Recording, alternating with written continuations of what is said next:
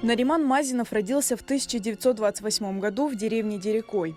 Глава семьи Осман Мазин работал председателем деревообрабатывающей артели, поэтому семья вынуждена была переехать в Ахмеджит. С началом войны Осман Бей сразу ушел на фронт и был в рядах ополчения под Перекопом. Позднее примкнул к партизанскому отряду Абляза Айдинова.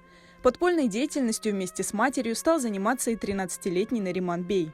Я пошел с мамой. И в отряд Калашникова. Там у мамы была, оказывается, кличка Мария. И мы там с мамой получили задание. Мама своей рукой переписала доклад Иосифа Виссарионовича Сталина с 7 ноября на Красной площади, когда Москве грозили немцы. И это письмо ее рукой мы должны были в Симферополе здесь распространить. Однако выполнить задание им не удалось. На обратном пути их задержали немцы и отправили в Бахчисарай в гестапо. Доклад Сталина мы с мамой съели. Других улик у нас не было. Там была сводка информбюро и староста русский Верхней Речи раздел маму догола, совершенно искал улики, чтобы это доказать, что мы с леса вышли. Вон паспорт мамин сохранился. Он сохранил жизнь нам. Там была отметка у маминой, и она есть отметка. Немцы, когда выдавали хлебные карточки по 300 грамм, они там ставили штампики. И у мамы стоит штамп там декабрь-январь месяц, декабрь 41 январь. И это нас спасло. То есть мы как будто бы не могли быть в лесу, потому что мы зарегистрированы здесь. После 8 дней допросов Нариман Бей с матерью Веляде вышли на свободу. С мамой мы договорились, мы уже предвидели как будто бы, что нас будут порознь допрашивать, вместе не будут. И так и вышло.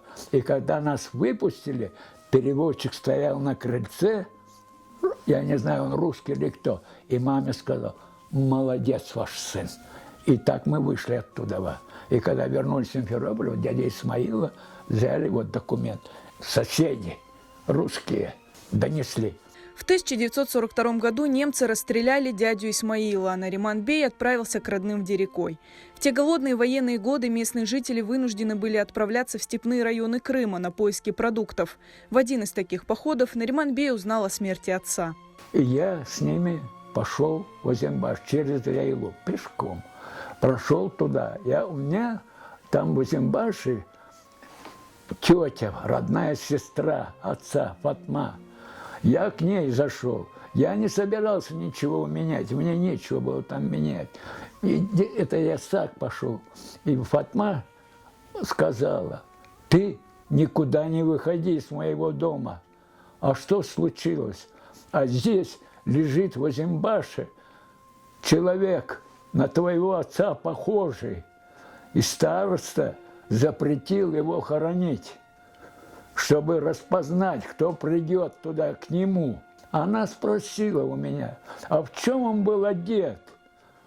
Одет был, сиреневая рубашка была, потому что дядя Исмаил ему дал такой типа тулупчика и серые брюки.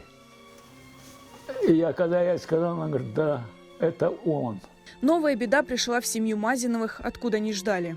18 мая, когда пришли к нам на Фрунзе, я дома не был. Бабушка была и мама. Мама, как рассказывала, и при мне, она говорит: не может быть, у меня муж в партизанах. Я сама, не может быть, это ошибка. Что вы делаете? Он уговорил, говорит: другого выхода у вас нет, и я обязан вас.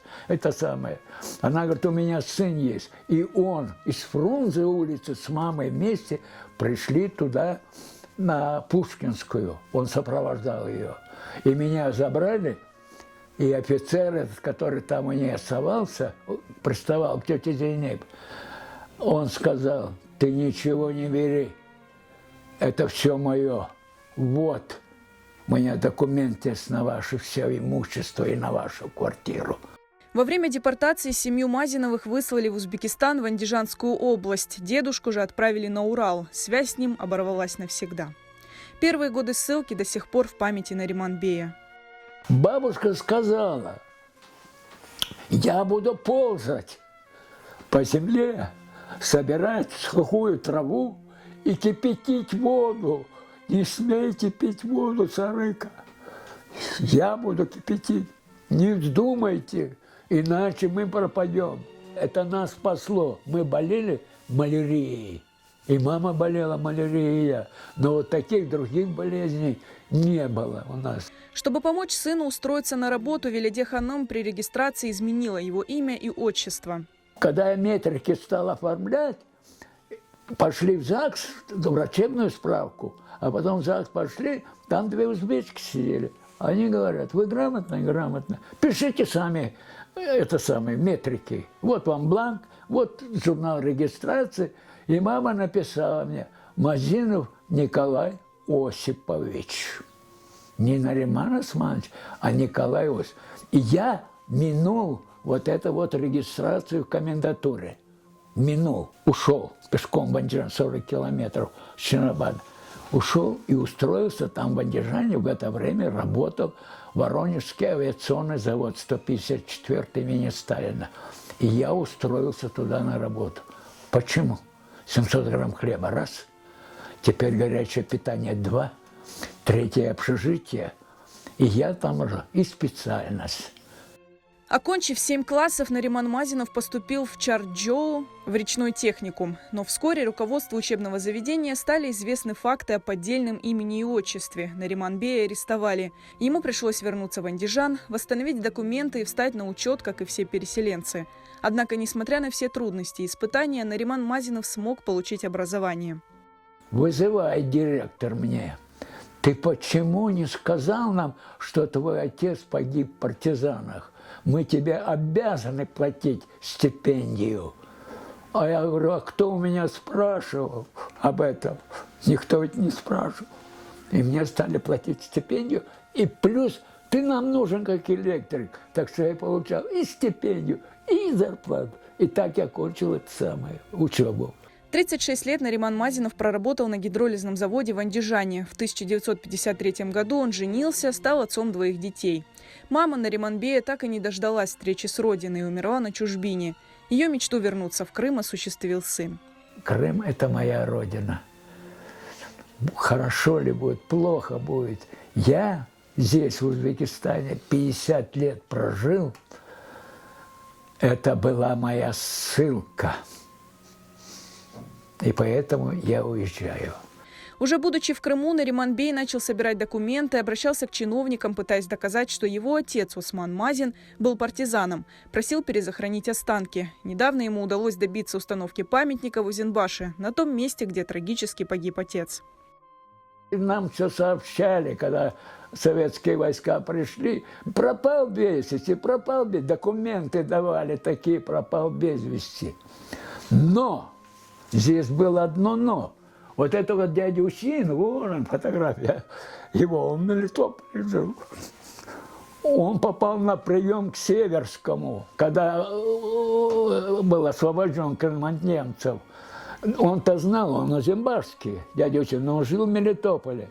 И он обратился к Северскому непосредственно, чтобы тот тогда, еще в 1944 году, в мае месяце, 3 мая, датирована справка, дал разрешение Северский, чтобы перезахоронить. Он не говорил, что пропал без вести.